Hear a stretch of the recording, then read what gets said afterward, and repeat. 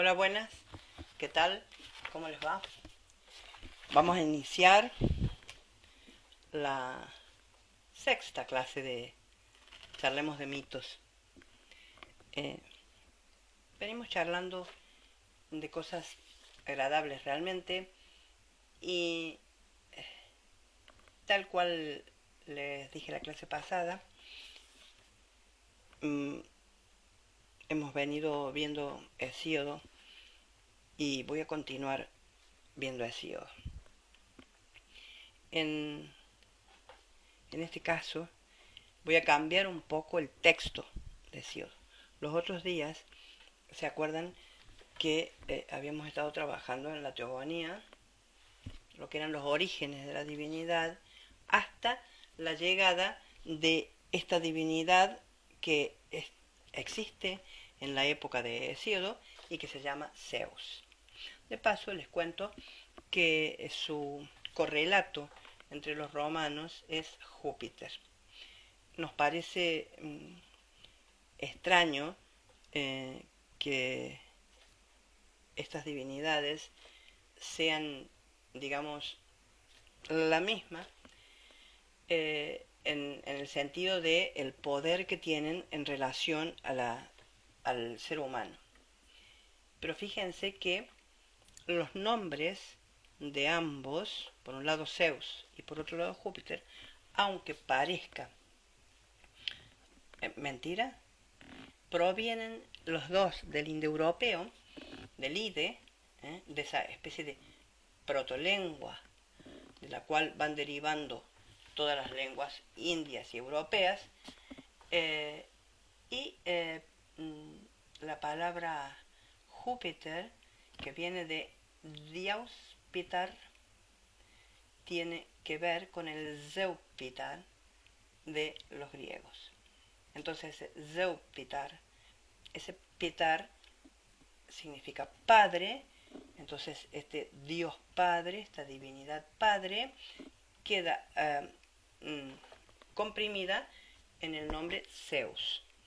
Y en cambio Júpiter, que también viene Dios Pater, Júpiter, Júpiter, también proviene de esa misma raíz. Trabajar con las raíces indoeuropeas que después encontramos en las palabras resulta muy interesante. Claro que nosotros tenemos que saber que estos dos pueblos, tanto los latinos cuanto los pueblos griegos, y lo digo así porque es que bajan hacia dos penínsulas, ¿no es cierto? La balcánica y la península itálica. Provenían de un lugar común, que es la zona del Bajo Danubio, ¿verdad? Es la zona de la última parte del río Danubio, donde había una especie de enclave de humanidad, desde la cual se empiezan a dividir estos pueblos. Por lo tanto, tuvieron en un momento de la historia un idioma común, una forma de conectarse común, que con el correr del tiempo y con el transcurrir sobre diversas geografías, sobre diversos tiempos, diversos aspectos, diversas cercanías con otros pueblos, fue lógicamente tomando cada uno sus características. Pero muchísimas raíces han quedado lógicamente comunes. Este Zeus está en este momento en el trono del Olimpo. Es una divinidad poderosísima.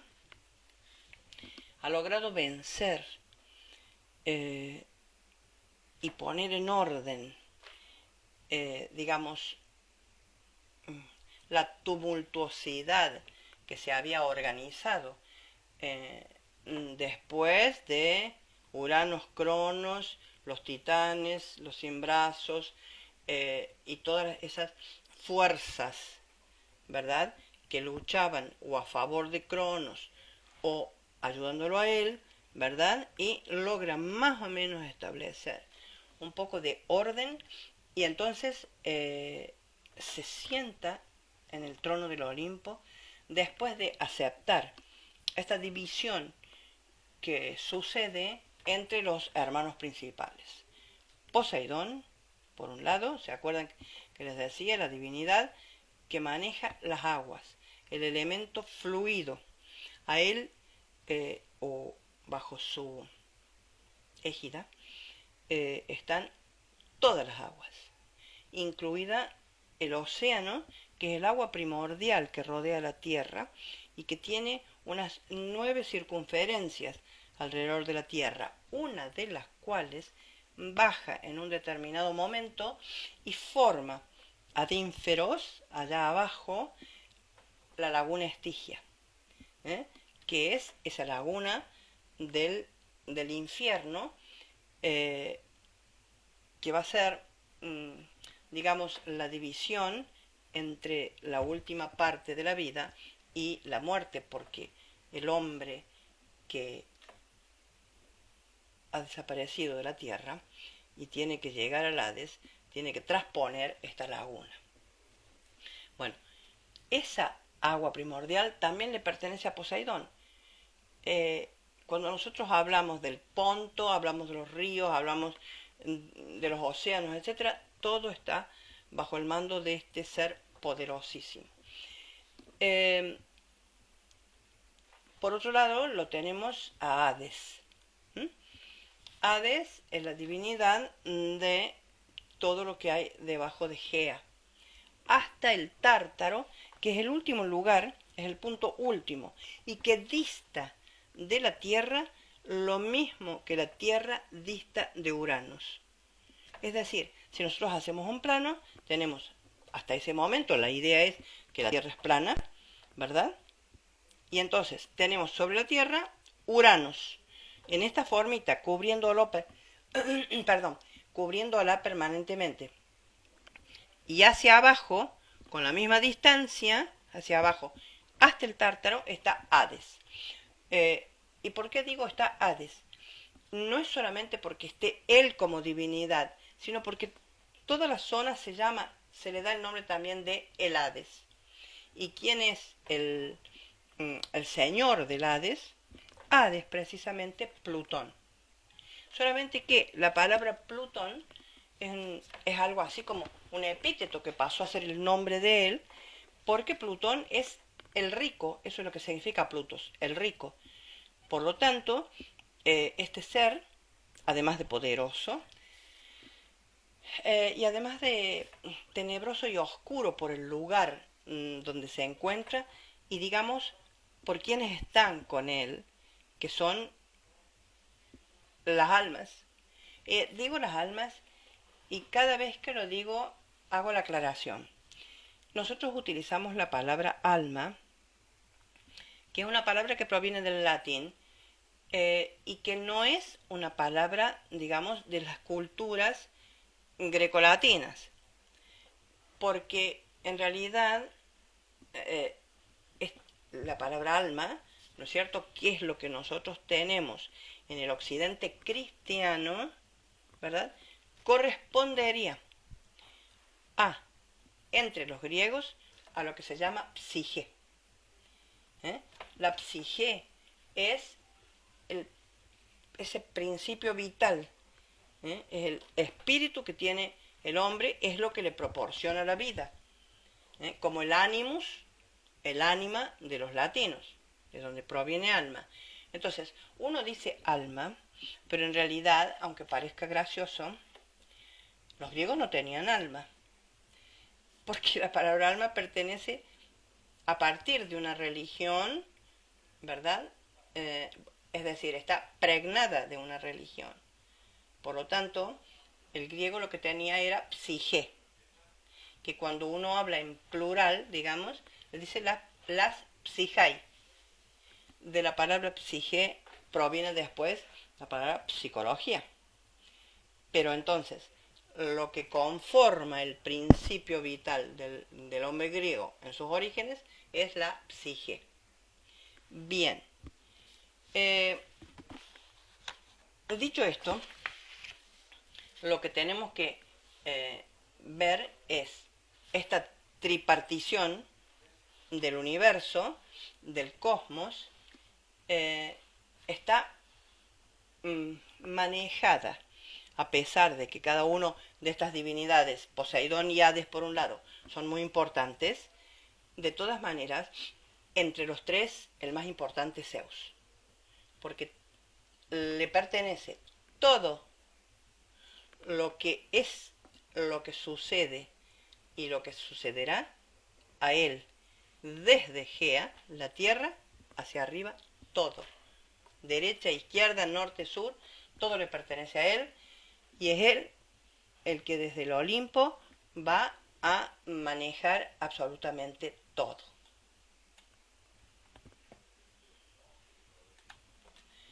Hola, estoy de vuelta. Perdónenme que de vez en cuando pause y van a notar cuando yo lo pauso porque me acerco así a ver dónde están los nombres y todo porque todavía no estoy acostumbrada a usar un anteojo de media distancia y un anteojo de corta.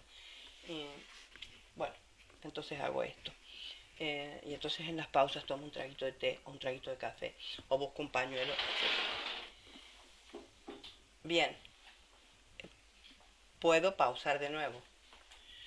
Estoy acá de nuevo con ustedes después de una interrupción abrupta porque se suscitó un problema de tipo eléctrico y entonces para no interferir en la computadora interrumpimos un poco. Creo que estábamos hablando de Zeus, obviamente, de este Zeus instalado allá en el Olimpo. Bien, lo dejamos entonces ahí en la teogonía de Hesíodo. Y lo que me interesa hoy es ver cómo esta, digamos, esta cantidad de divinidades que tenemos en este momento se van relacionando con el hombre y a través de qué se relacionan con el hombre o a través de quién, porque es a través de Pandora que se van a ir relacionando con el hombre. Voy a ir a trabajar ahora en lugar de la teogonía en el otro texto que ustedes tienen de Hesíodo que se llama Los trabajos y los días, trabajos y días, en erga kalgemera en griego. Es un texto muy interesante. Los otros días les anticipaba que es un trabajo, es un texto sobre el trabajo y la justicia. Y precisamente sobre la justicia comienza hablando. Entonces lo que yo voy a ir haciendo es leyendo el texto, si ustedes lo tienen a mano, si no, después lo buscan y lo van a ir revisando y les voy a ir haciendo todas las acotaciones. ¿Por qué me interesa los trabajos y los días? Les dije, el cuerpo del trabajo trata sobre lo que hay que hacer cada día del año en relación a la agricultura, en relación a todo lo que... Sí. Bien. Pauso. Uy, hasta que yo... Bueno, esta clase, discúlpenme, ha sido un poco interrumpida.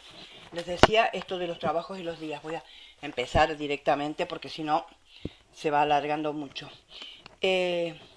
Fíjense, los trabajos y los días comienza con una invocación a la musa, como comienzan todas estas obras de tipo, digamos, épicas, ¿no?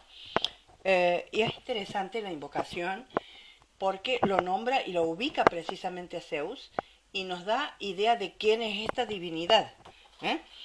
Y dice lo siguiente: oh musas de Pieria, que en vuestros cantos todo lo glorificáis, acudid y declarad, en alabanza de vuestro padre Zeus, por qué los mortales son humildes o ilustres, conocidos o desconocidos, según al poderoso Zeus se le antoje.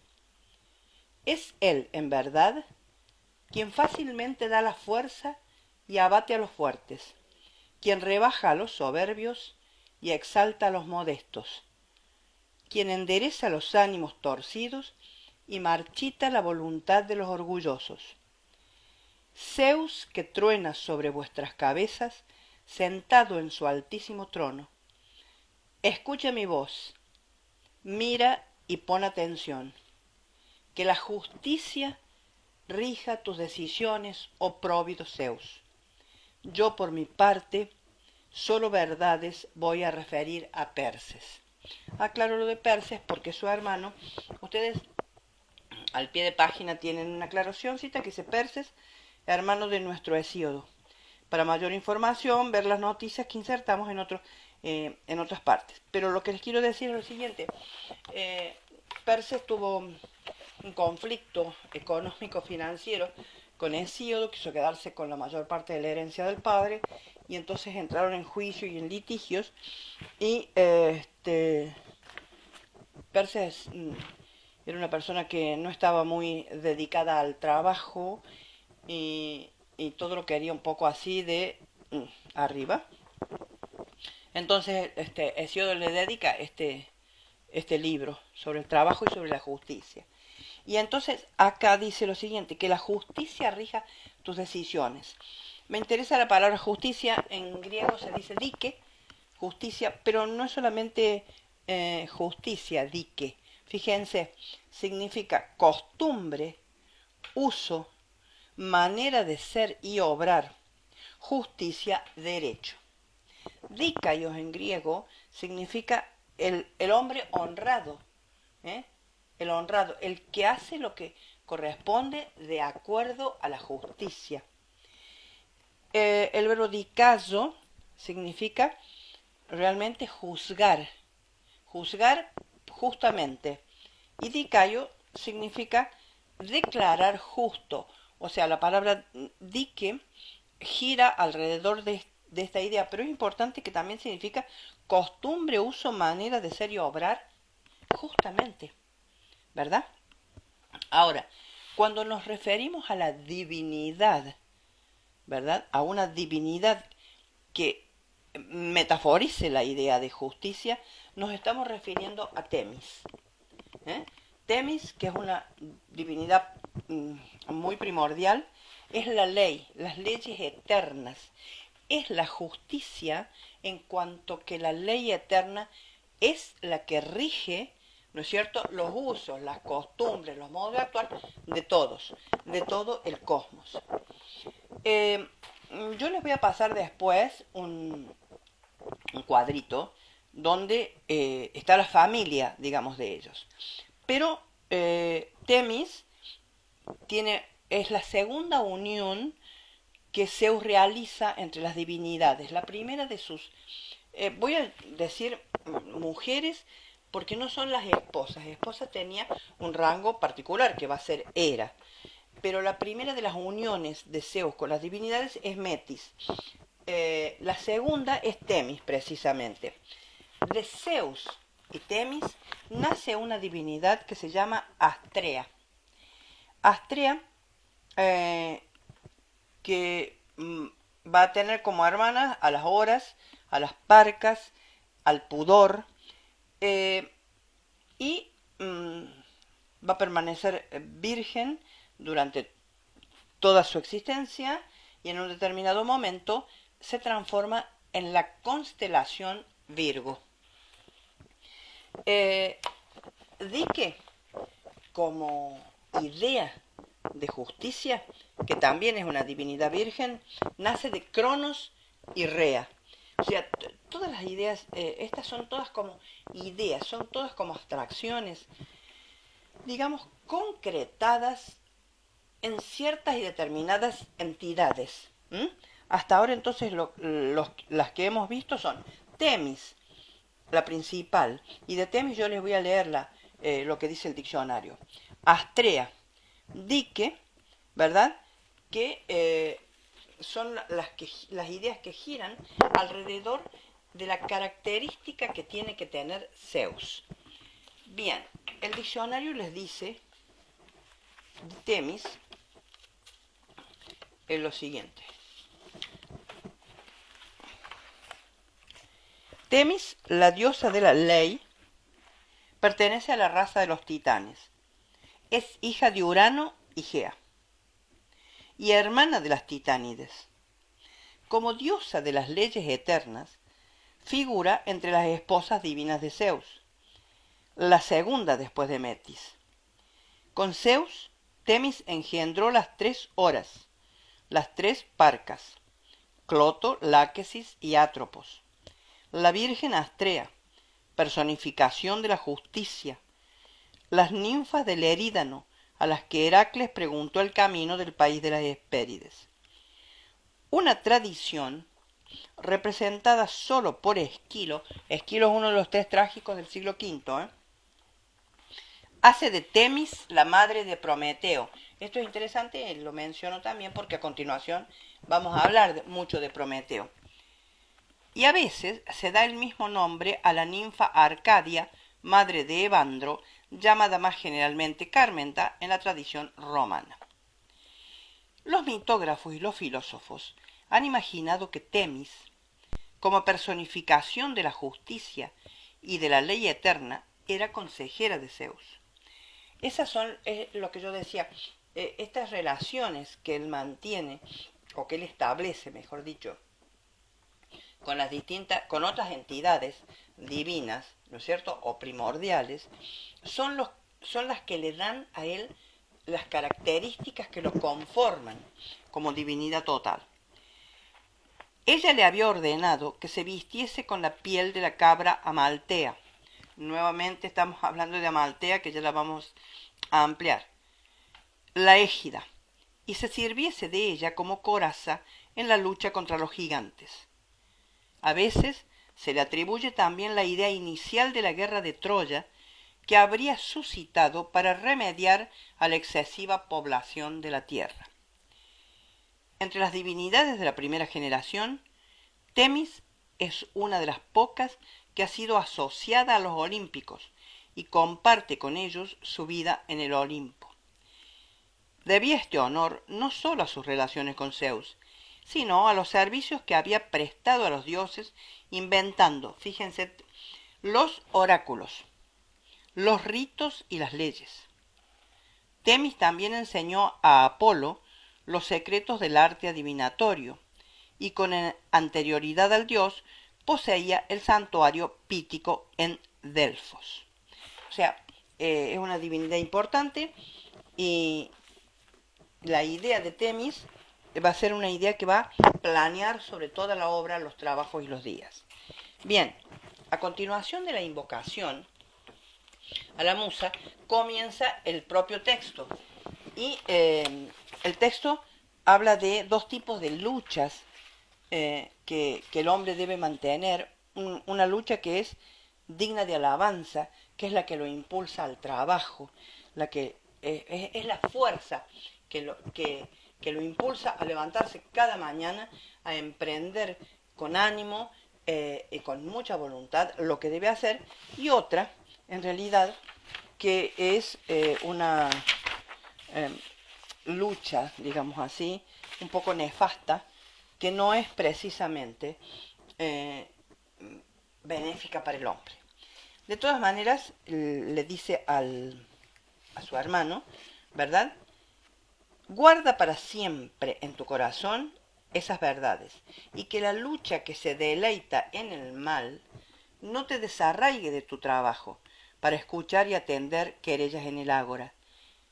Porque el hombre que no amontonó en sus despensas durante la estación oportuna el fruto de la gleba, el trigo de Demeter, no debe preocuparse en las disputas y arengas de la plaza pública. Espera poseer lo suficiente antes de suscitar discordias y promover querellas para lograr los bienes ajenos, aunque no te será permitido tentar a la suerte por segunda vez. Regulemos pues nuestros asuntos, conforme el recto juicio que como un don excelente nos otorga el dios Zeus. Porque ya, cuando partimos nuestro patrimonio, demasiado tomaste de lo que no era tuyo, prodigando homenaje a los soberanos devoradores de presentes, siempre prontos a juzgar según su peculiar justicia. Pobres insensatos, ignoran que muchas veces la mitad vale más que el todo, y hasta qué punto puede ser una gran riqueza la malva y el gamón. Hasta ahí la dedicación que Hesiodo hace, la presentación, mejor dicho, al hablar directamente con su hermano, de lo que va a ser el cuerpo del trabajo. Es decir, justicia y laburo, ¿verdad? Muy bien. Pero antes de eso, antes de comenzar con el cuerpo del trabajo, él coloca dos mitos muy importantes. Uno, el mito de Pandora, y el otro, el mito de las razas o de las edades. Hoy nada más me voy a dedicar al mito de Pandora. Voy a leer el mito de Pandora y vamos a explicar dos palabritas sobre quién es Pandora, porque lo que me interesa es desgajar de ahí lo que podamos ver de Prometeo. El mito de Pandora dice lo siguiente. Bueno, primero les voy a leer acá en el diccionario Pandora y les hablo la etimología. La palabra Pandora viene de el adjetivo pas, pasapán en griego, así se enuncia. Es el enunciado, pero pan, que significa todo. Y doron, que significa regalo, presente, don, un don. ¿Qué es el don? Lo que la divinidad te otorga. No es el regalo que el amigo, que tu papá, tu mamá, etcétera, te dan para el cumpleaños. El don es eso, es algo que la divinidad te otorga. Entonces la palabra Pandora significa, grosso modo, todos los dones que la divinidad te otorgó o aquella compuesta de todos los dones. De cualquier manera, esta imagen que va a surgir de la divinidad y que se llama Pandora es el receptor de todos los dones que las divinidades le proporcionan y es a la vez la que posee todos los dones que la divinidad le otorga. Ella es Pandora. ¿Qué dice el diccionario de Pandora? Es un mito hesiódico, efectivamente, es Hesíodo el primero que nos la presenta. Pandora es la primera mujer. Fue creada por Hefesto y Atenea, con ayuda de todos los dioses y por mandato de Zeus. Cada uno le confirió una cualidad, y así recibió la belleza, la gracia, la habilidad manual y la persuasión. Peisó, que también es una idea muy particular, es el modo de manipular graciosa y agradablemente a través del lenguaje, ya sea oral, gestual, ¿verdad?, visual, al otro. Eso es la persuasión. Pero Hermes puso en su corazón la mentira y la falacia. Después vamos a hablar de Hermes, que también es una divinidad que se las trae. Hefesto la había modelado a imagen de las diosas inmortales, y Zeus la destinaba para castigo de la raza humana, a la que Prometeo acababa de dar el fuego divino. Pandora fue el regalo que todos los dioses ofrecieron a los hombres para su desgracia.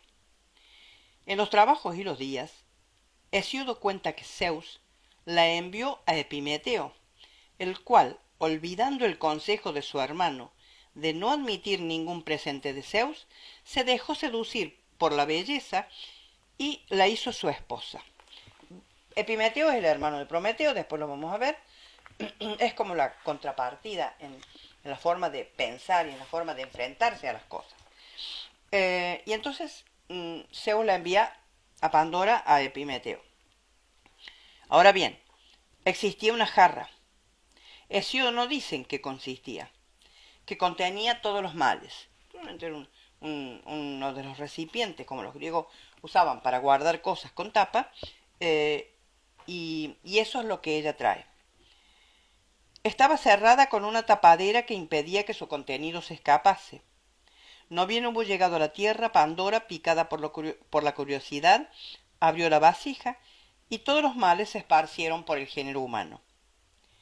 Solo la esperanza, el pis en griego, la esperanza, que había quedado en el fondo, no pudo escapar, pues Pandora consiguió cerrar antes.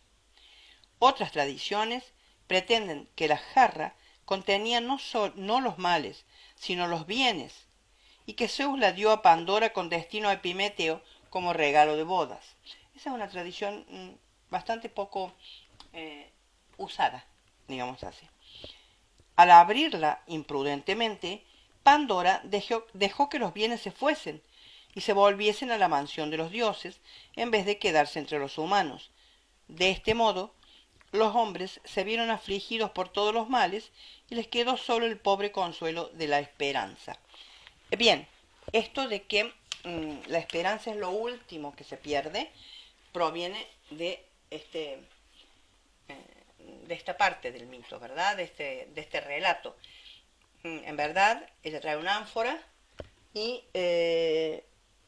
al abrirla, ya sea por la curiosidad, fíjense, esto de la similitud con la manzana en el paraíso, etcétera, cómo las culturas primitivas siempre colocan en la mujer esto de la persuasión, porque es Eva quien persuade a Adán a que coma la manzana, es Pandora quien por la curiosidad le presenta a Epimeteo el ánfora, y el que traiga bienes o males, eso es indistinto porque es una modificación en realidad de la fábula. Pero bueno, eso es lo que dice el diccionario de Pandora. Ahora vamos a ver cómo lo dice Hesíodo. Si los dioses mantuvieron en secreto lo que suministra la vida al hombre, porque de otro modo trabajaría un día con escaso esfuerzo, para lograr con qué vivir todo el año sin hacer nada. Enseguida colgarías el timón de tu navío y darías por terminado el trabajo de los bueyes y de las pacientes mulas. Pero Zeus ocultó el secreto de tu vida cuando su ánimo fue presa de la cólera. Al darse cuenta que el astuto mentiroso Prometeo intentaba hacerle víctima de un engaño. Bien, les digo lo siguiente, acá Hesíodo trata a Epimeteo de astuto y mentiroso. Después lo vamos a explicar por qué cuando es una postura de Hesíodo, digamos una postura política frente a Zeus. Es decir, Prometeo, Hesíodo acepta en Zeus a la divinidad justa, honesta, honrada, que proporciona al hombre lo que le corresponde, y entonces quien altera esta idea, ¿verdad?, de justa medida, que va a ser Prometeo en este caso, por supuesto que es mentiroso, astuto, mala persona, obviamente. Entonces, al darse cuenta que el astuto y mentiroso Prometeo intentaba hacerle víctima de un engaño, desde aquel día decidió procurar a los hombres serias inquietudes. Les ocultó el fuego, primordial elemento que el propio hijo de Japeto robó a Zeus en una férula. Esto que está diciendo, que cuando Zeus se dio cuenta de que Prometeo podía mentirle de alguna forma, entonces, en lugar de castigarlo a Prometeo directamente, lo castiga donde Prometeo más le duele, que es en el ser humano. Ya vamos a ver quién es Prometeo y por qué en realidad el ser humano es realmente algo muy importante para Prometeo. Entonces, ¿qué le hace para castigarlo a Prometeo? Les quita el fuego al hombre. Y ustedes saben que el fuego es esencial.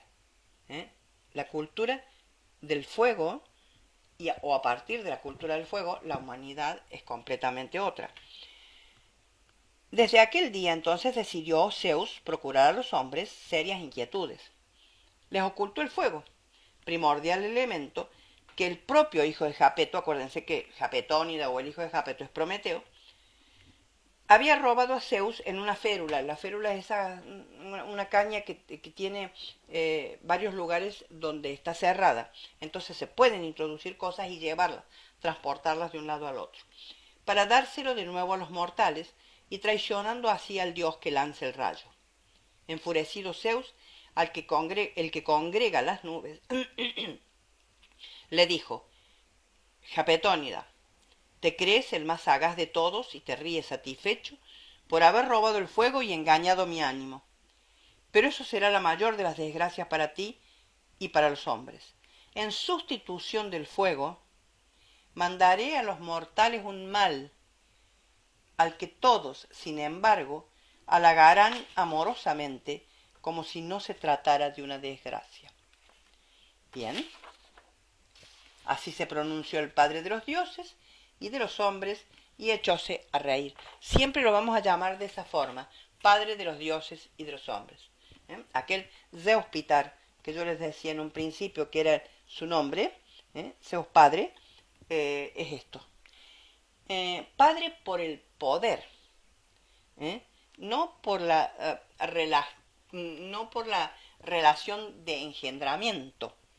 Bien, luego mandó al ilustre Hefesto que mezclase al punto la tierra con el agua, y que formara de la pasta una hermosa virgen semejante a las diosas inmortales, a la que daría voz y fuerza de ser humano.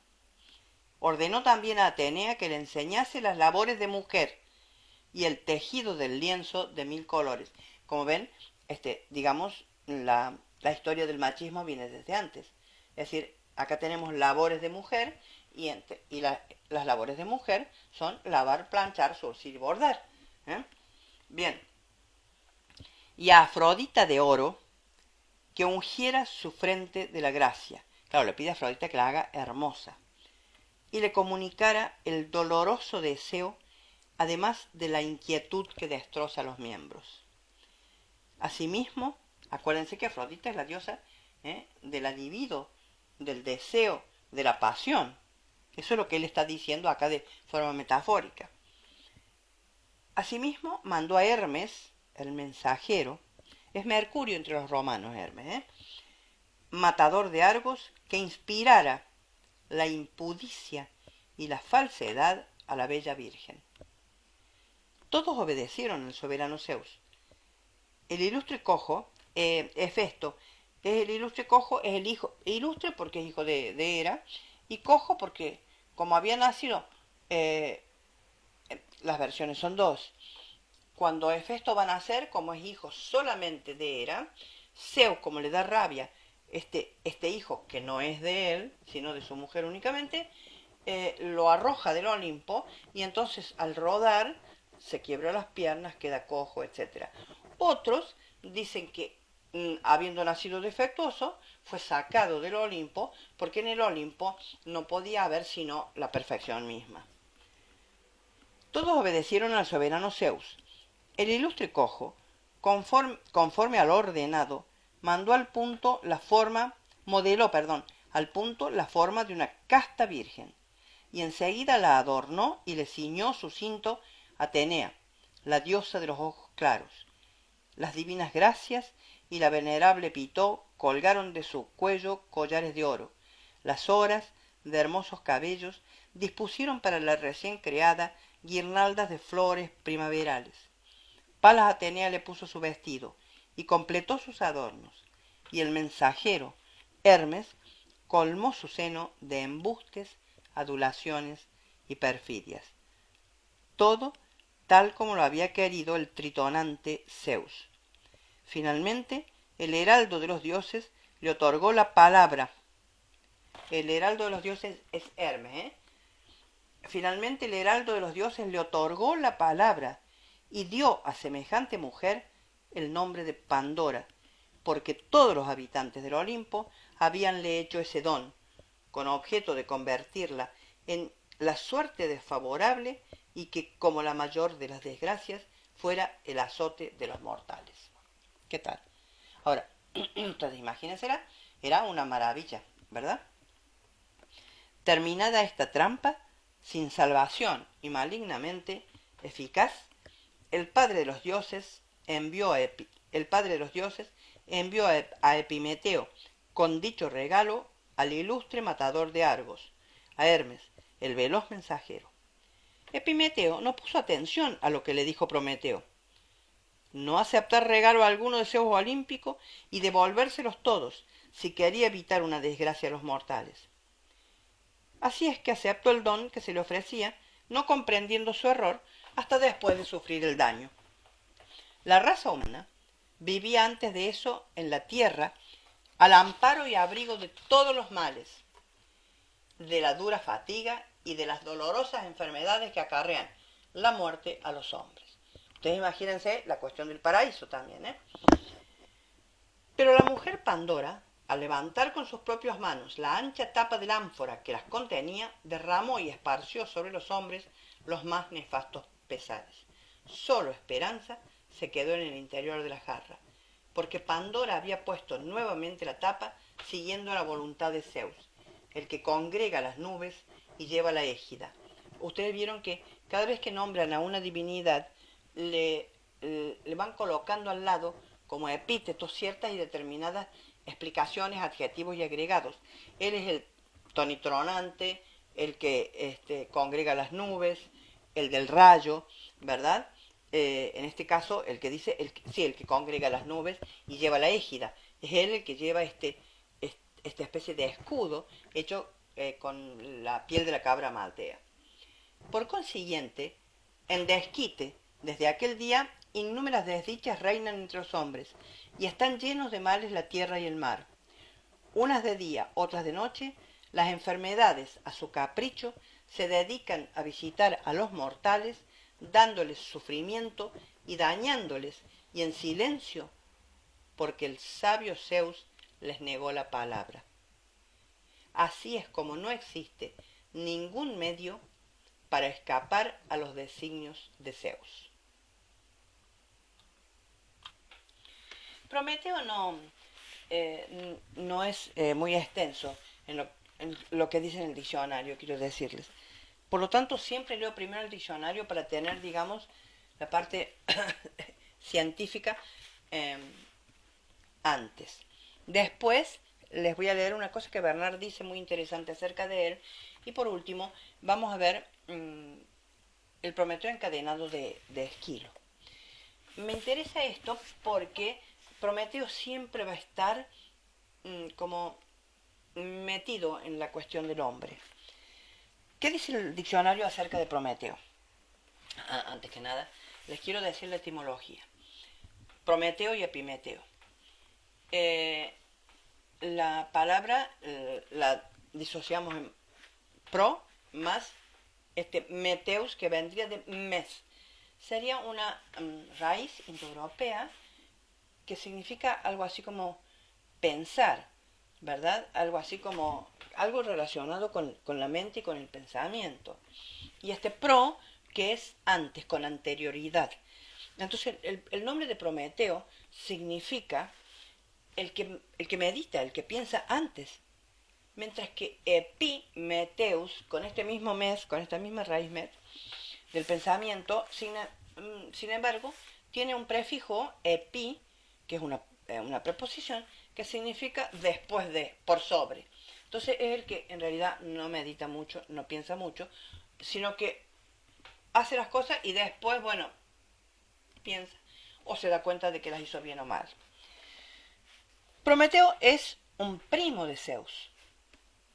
Es hijo de un titán llamado Japeto. Como Zeus lo es de otro. ¿Por qué? Porque Zeus es hijo de Cronos. Las tradiciones discrepan sobre el nombre de su madre. Bueno, no importa mucho eso. Lo que interesa es, Prometeo contrajo matrimonio, el nombre de su esposa también difiere mucho en muchos aspectos, pero eso lo vamos a ir viendo después porque cuando aparezcan estos personajes, o sea, la madre de él o no. Pero interesa lo siguiente. Prometeo, según se dice, creó los primeros hombres modelándolos con arcilla, eso dice una leyenda. Pero esta leyenda no aparece en la teogonía, donde Prometeo simplemente el bienhechor de la humanidad, no su creador.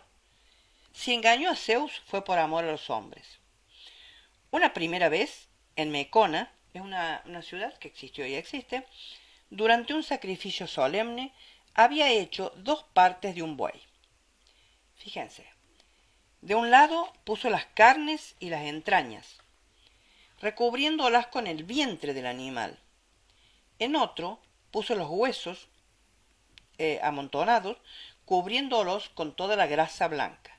Luego le preguntó a Zeus que eligiera su parte. El resto quedaría para los hombres. Esto Prometeo y Zeus y alguna otra divinidad eh, tienen como característica esto de la inteligencia práctica, ¿verdad?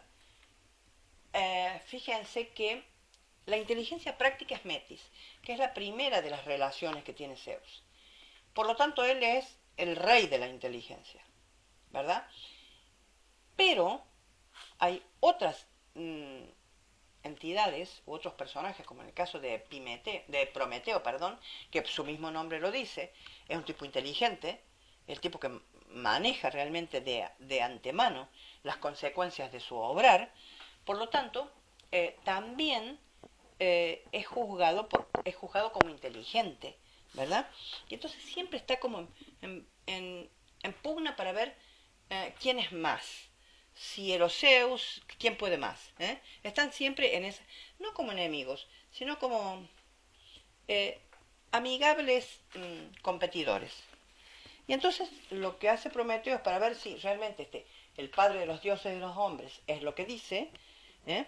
Es lo que dice ser, le propone este juego, divide el animal en dos partes y le dice, vos elegí una, el resto se queda con los hombres. Zeus escogió la grasa blanca y al descubrir que sólo contenía huesos, sintió un profundo rencor hacia Prometeo y hacia los mortales, favorecidos por aquella astucia. Para castigarlos decidió no volver a enviarle el fuego. Entonces Prometeo acudió en su auxilio por segunda vez. Robó semillas de fuego en la rueda de la rueda del sol y las llevó a la tierra ocultas en un tallo de férula. Otra tradición pretende que sustrajo el fuego de las fraguas de Vulcano. Zeus castigó a los mortales y a su bienhechor. Contra los primeros ideó enviar un ser modelado ex profeso, Pandora. En cuanto a Prometeo, lo encadenó con cables de acero en el Cáucaso, enviando un águila nacida de Equidna y de Tifón que le devoraba el hígado, el cual se regeneraba constantemente. Hay que recordar que durante un tiempo los griegos pensaban que el hígado realmente era uno de los órganos propiciadores de la vida, ¿eh? Y además juró por Estige que jamás desataría a Prometeo de la roca. No obstante, cuando Heracles pasó por la región del Cáucaso, atravesó de un flechazo el águila de Prometeo y liberó a éste. Zeus, satisfecho por esta proeza que aumentaba la gloria de su hijo, Heracles, no protestó, mas para que su juramento no fuese vano, ordenó a Prometeo que llevase un anillo fabricado con el acero de sus cadenas y un trozo de la roca a la que había estado encadenado. Después enumera una serie de, digamos, de obras que hace Prometeo, pero que nosotros lo vamos a ver en el otro texto. Prometeo poseía el don profético. Indicó a Heracles la manera de procurarse las manzanas de oro, y le dijo que Atlante era el único que podría recogerlas en el jardín de las Hespérides. Este don de profecía lo compartía con las antiquísimas divinidades hijas de la tierra, que es la profetisa por excelencia. Gea es la profetisa por excelencia. Prometeo enseñó también a su hijo Deucalión el modo de salvarse del gran diluvio que Zeus proyectaba para exterminar a la raza humana y que había sabido prever.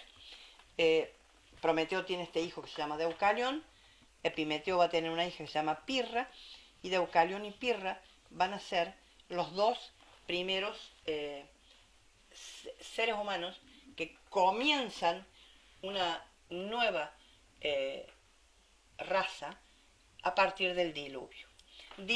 Idea del diluvio que compartimos también con desde la Biblia y lo conocemos, ¿no es cierto? La idea de los hebreos, de la divinidad que limpia la tierra a través del diluvio, Noé, etc. Y también lo compartimos con pueblos del Asia mucho más antiguos todavía.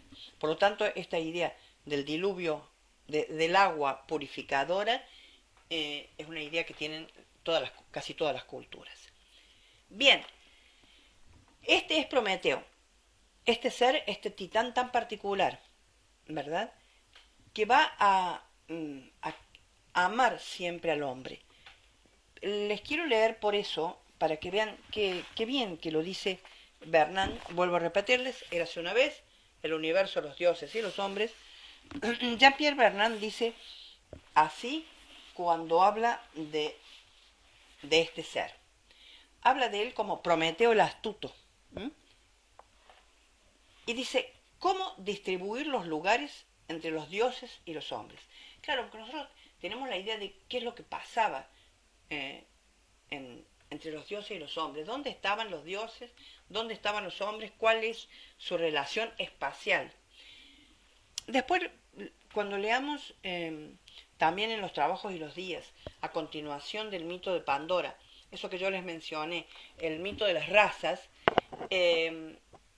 entonces ustedes también van a completar esta idea de la distribución espacial, que es muy importante. En este caso, la violencia brutal es inconcebible. Los humanos son demasiado débiles, basta un leve golpe para aniquilarlos. Tampoco puede haber acuerdo entre inmortales y mortales como si fueran pares.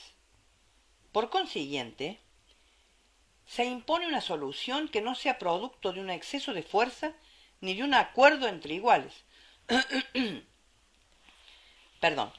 Para realizar esa operación, necesariamente espuria y arbitraria, Zeus recurre a un personaje llamado Prometeo, que he dicho hasta ahora, que desde la divinidad entienden que no podemos estar mezclados, los hombres y los dioses. ¿Por qué?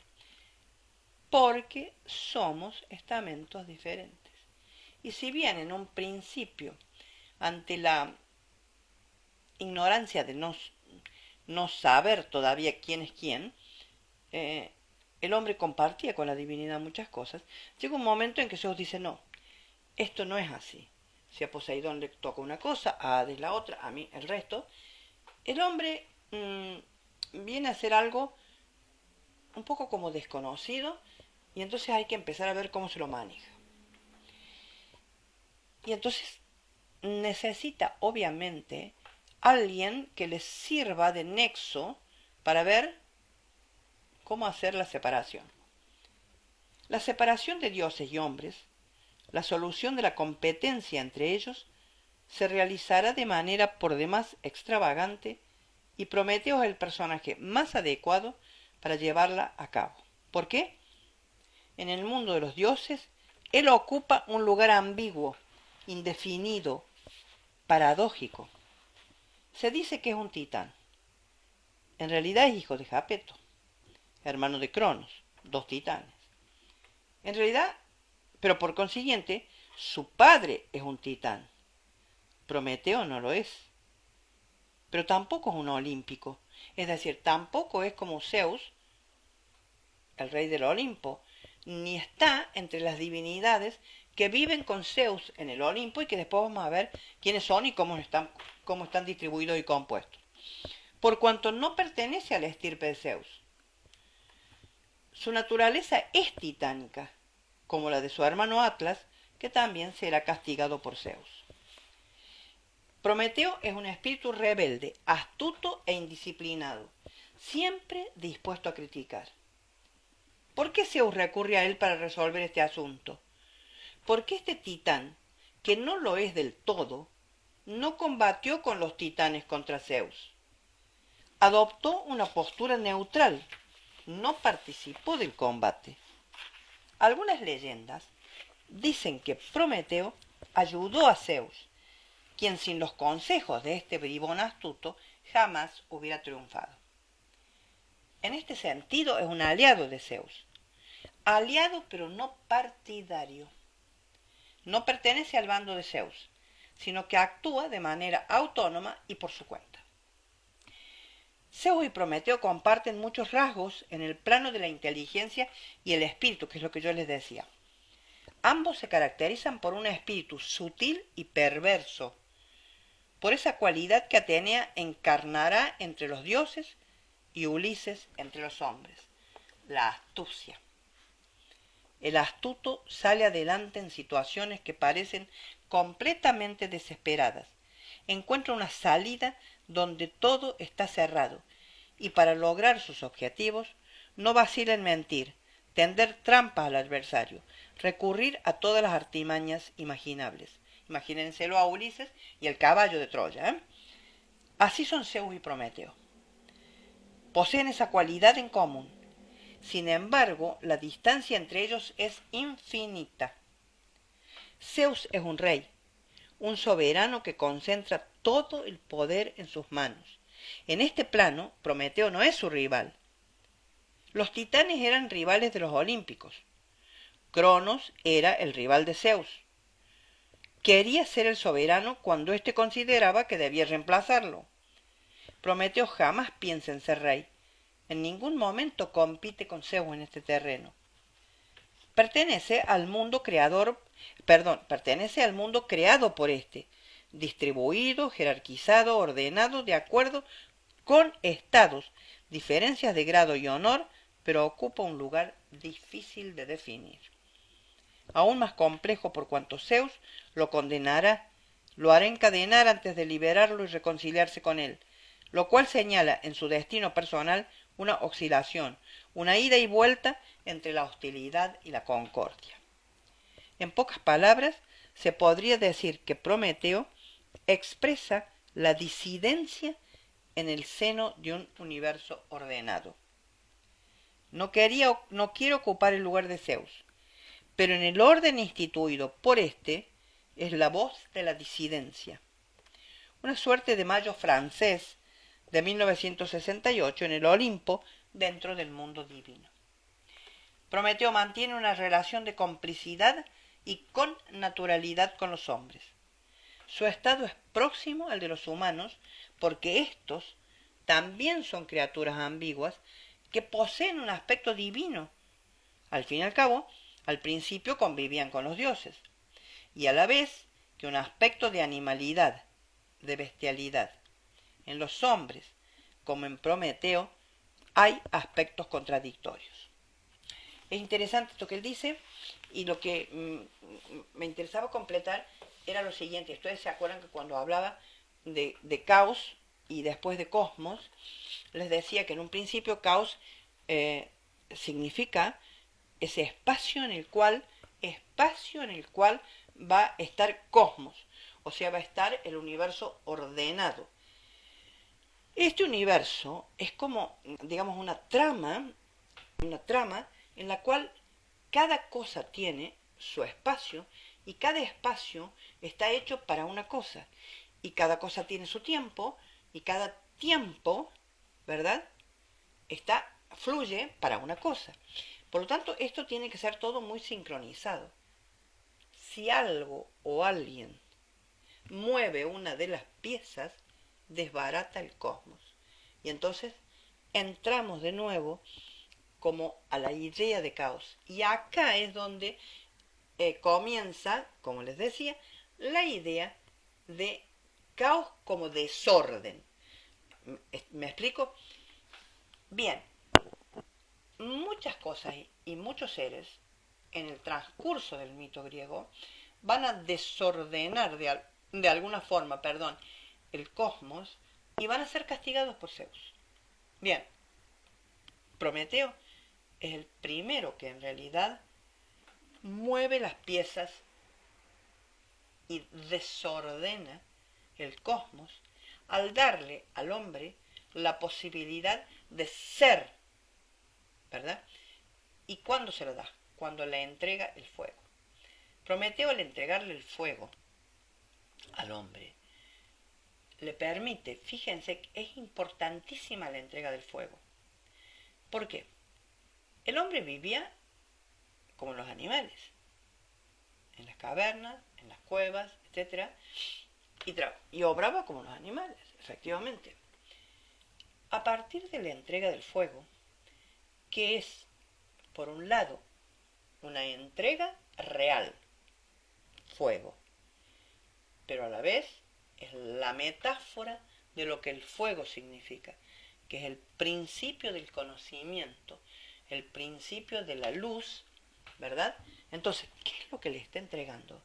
Le está entregando el poder pensar, no solamente el poder pensar independientemente de la divinidad.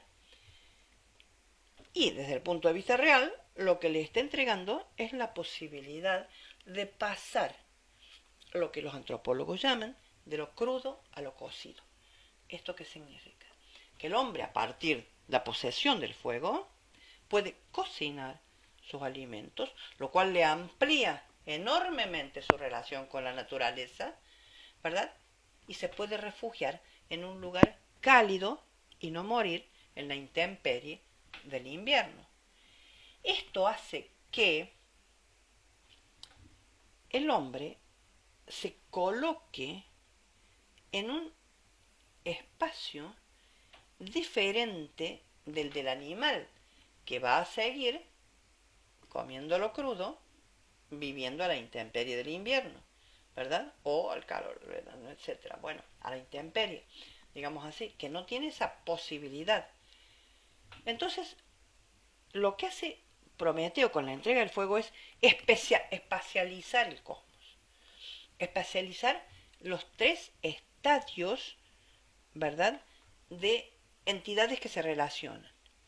Animal, abajo. Hombre, divinidad. ¿Por qué? Al luchar contra Zeus y al intentar desordenar y Zeus intentar ordenar, lo que hace es distanciar la divinidad del ser humano, porque en realidad él no sufre todas las consecuencias. Nosotros vamos a ver en Hesíodo que él sufre relativamente las consecuencias. Pero él, a pesar de no ser un titán, de todas maneras es una entidad divina. Por lo tanto, las consecuencias son relativas, ¿verdad? Muy bien, ese es Prometeo.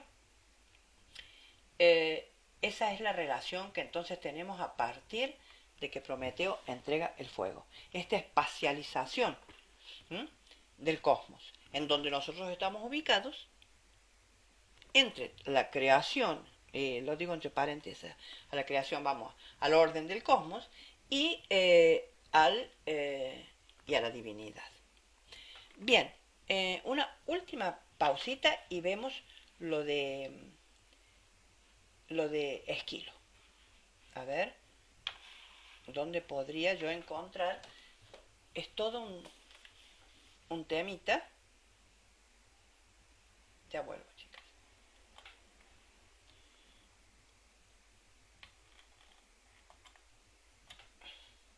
No logro. No. Bueno.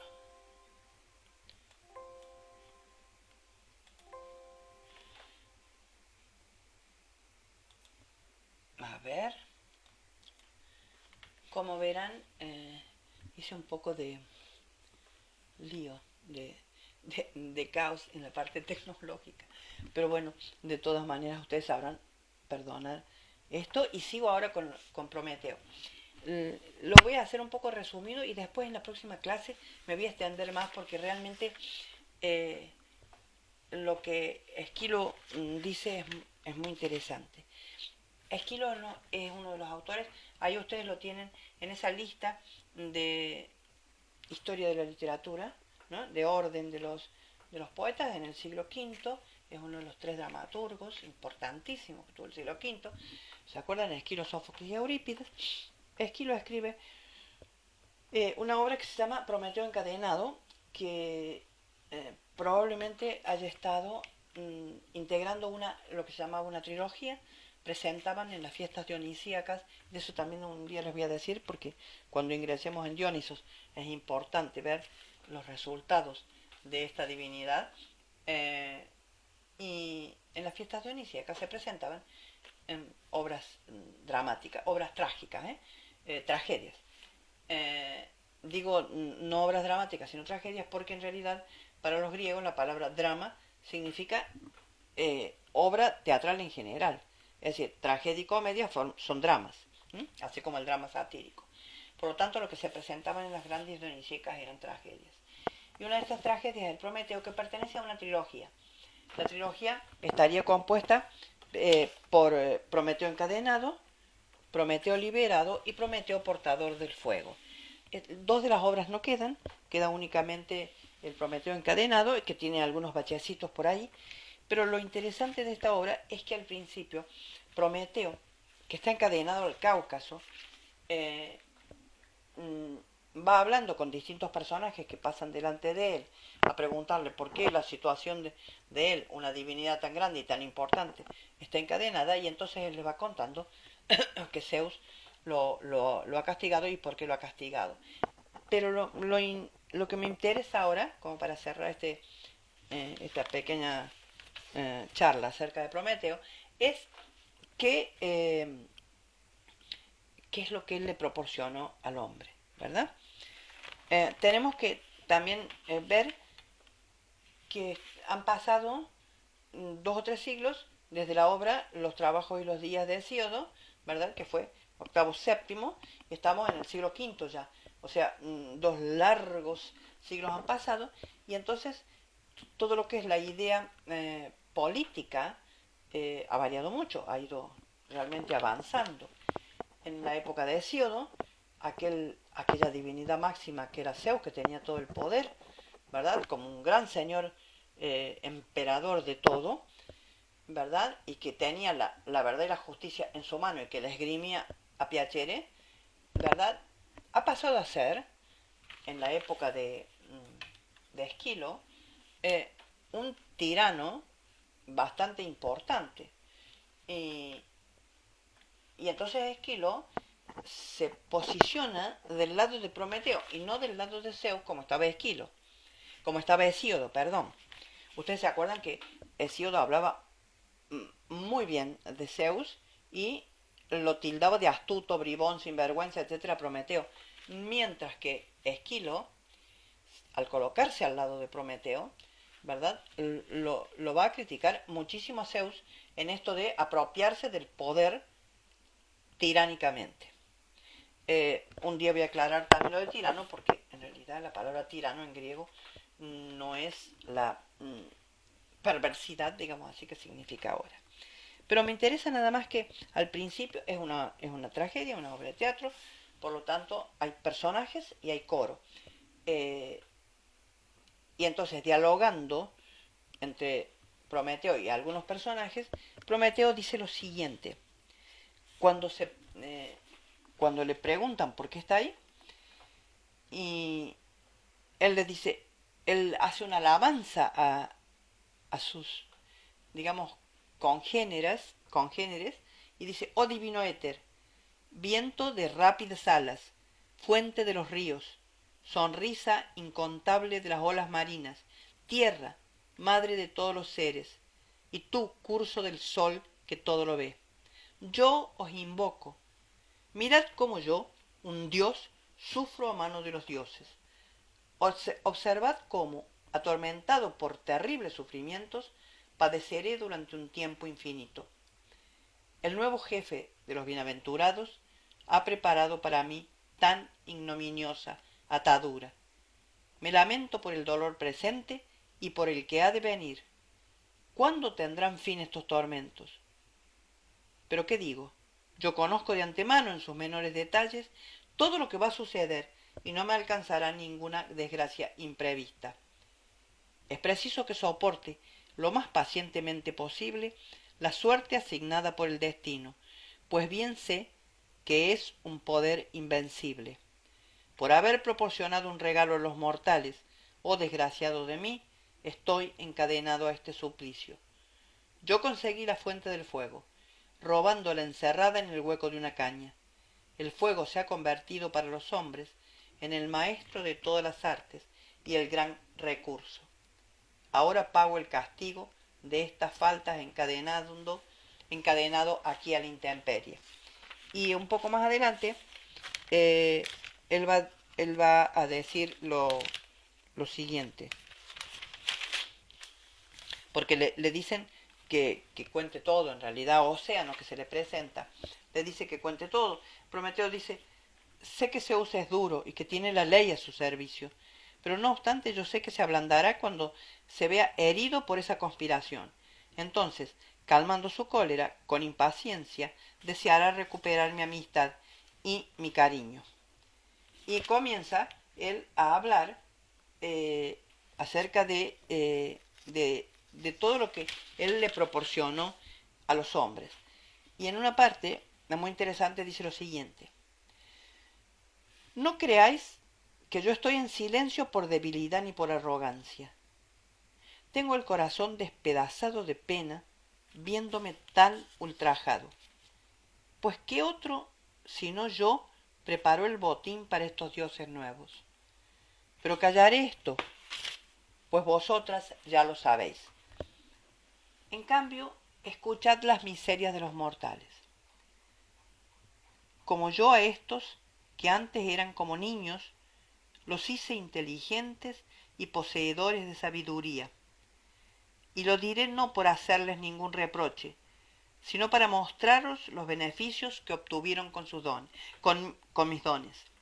Estos, y se refiere al hombre, en un principio miraban sin ver y escuchaban sin oír, comparables a las formas de los sueños. Confundían todas las cosas sin reflexión durante su larga vida. Y no conocían las casas, construidas con ladrillos endurecidos al sol, ni el arte de trabajar la madera. Habitaban en cavernas como habitan las insignificantes hormigas en las profundidades sombrías.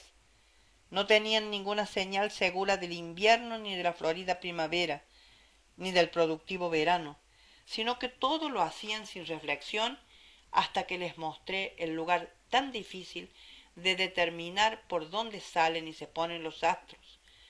Inventé para ellos el número, la más noble de las ciencias, las combinaciones de las letras, representación de todas las cosas, la trabajadora madre de las musas. Fui el primero en uncir bajo el yugo a los animales que están sometidos a la esclavitud y a los hombres, para que sustituyeran a los mortales en las grandes fatigas. Y até a los carros a los caballos dóciles del freno. Representación de la opulencia y del lujo. Ningún otro sino yo descubrió los barcos de vela de lino que surcan el mar. Habiendo inventado todos estos artificios para los mortales, yo, desgraciado, no tengo ciencia para liberarme de mi actual desgracia. Y entonces el coro dice, sufres un tormento ignominioso. Y Prometeo dice, te admirarás más al oírme contar las restantes artes y procedimientos que he inventado. El invento más útil es el de la medicina. Si alguno se ponía enfermo, no había remedio útil, nada que se pudiera comer ni frotar, nada digno de confianza, sino que quedaban agotados por el empleo de las nocivas drogas, hasta que yo les enseñé a mezclar remedios fáciles con los que rechazan todas las enfermedades. Les enseñé muchos medios de adivinación. Fui el primero que consiguió discernir lo que los sueños tienen de realidad. Les enseñé a interpretar los oscuros presagios y los encuentros fortuitos, y les expliqué claramente el vuelo de los pájaros de encorvadas garras, los que son de buen augurio, y el género de vida que tiene cada uno de ellos, las enemistades que hay entre unos y otros, sus amores y sus amistades, las cualidades de las vísceras y qué aspecto ha de tener la bilis para ser agradable a los dioses, y la forma cambiante del hígado. Quemando los miembros cubiertos completamente con grasa y las anchas espaldas, conduje a los mortales al difícil arte de adivinar, y les hice ver claramente los presagios sacados del fuego, que antes eran oscuros. Todo esto les enseñé. Y los tesoros ocultos al hombre bajo la tierra, el bronce, el hierro, la plata y el oro. ¿Quién diría que los descubrió antes que yo? Nadie. Lo sé bien, pero no quiero jactarme en vano. En razón y en resumen, óyelo todo en breves palabras. Todas las artes de los mortales proceden de Prometeo. es muy interesante este discurso, porque en realidad Esquilo lo coloca a Prometeo, a este disidente contra el poder absolutista de Zeus, en un lugar muy importante, dándole toda un halo metafórico que después podemos ir viendo. Bien, creo que siendo la hora que es y habiendo charlado de varias cosas, podemos dar por finalizada esta charlita. Espero que les vaya interesando y bueno, después volveremos a Aquiles y ya veremos el otro astuto que es Ulises. Gente, hasta prontito, nos vemos nuevamente.